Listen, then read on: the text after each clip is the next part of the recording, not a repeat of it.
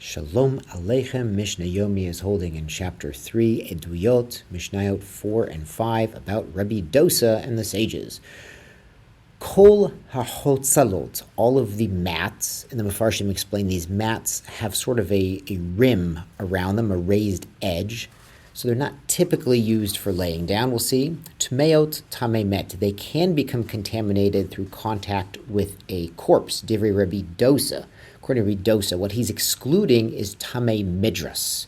We've mentioned midras is a form of contamination where someone like a zav, zava, or yoledet sits or even indirectly lays down, even if there's something on top of this kli, on an object that's meant for sitting and laying. So we talked about chairs in previous chapters, and something like a bed or a chair or a mat designed for sleeping on or sitting on would become tamei midras. But Rabbi Dosa says this mat with the raised edges, it's kind of for storage, but it's not really for sitting on. It would not become tamei midras, only tamei met. V'chachamim omrim midras. The sages say it can also be contaminated through midras, through someone with a certain tumah from their body sitting or laying on it, because it can also be used for that purpose, even though it's not its primary purpose.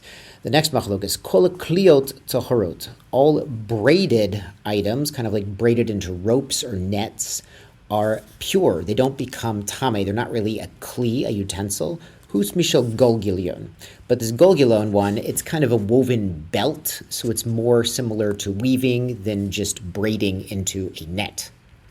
Divrei Rabbi Dosa, and this first opinion is according to Rabbi Dosa. V'chachamim omrim kulam tmeot. The sages say these braided items, like spun into ropes and netting, they are considered a utensil, and they can become impure, chutz mishel tzamarim, except for those that are made by the wool dealers, because the Mefarshim say, the Barner says, it has very wide spacing, very wide holes, so it's kind of like a netting to hold down their merchandise, but, there's very large gaps. It's not really fair to call it a kli kibul, a receptacle, a utensil, and therefore they would even agree by that one. It is tahor, meaning it can't become impure.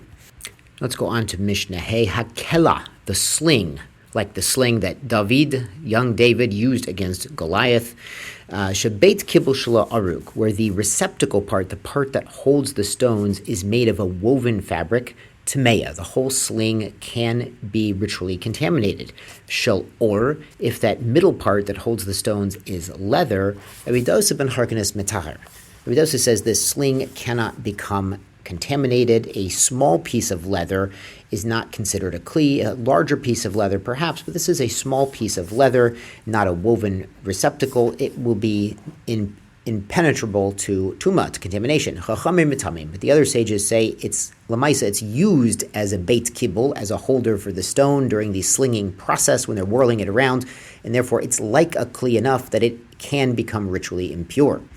And the Mishnah adds that even according to the sages, nifsok beit etzba shalah, if the finger holder broke tahora, then it becomes tahor. It's no longer capable of accepting ritual impurity. Now, this finger loop, basically there's this holder in the middle, leather or cloth, this holder in the middle for the stones, and then there's two ropes. Now, one end has a loop at the end of the rope for the finger to aim the direction of the release, and the other one has like a little handle or little ball at the end of the other rope that the slinger will release that at the right split second to throw the stone and stun Goliath.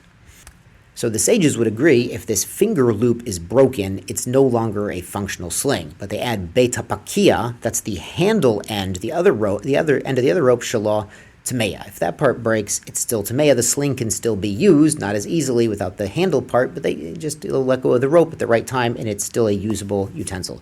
Yishar kochachem, and Am Yisrael should be zoche to sling the enemies of Hashem and our enemies to protect our beautiful nation. Tisku mitzvot.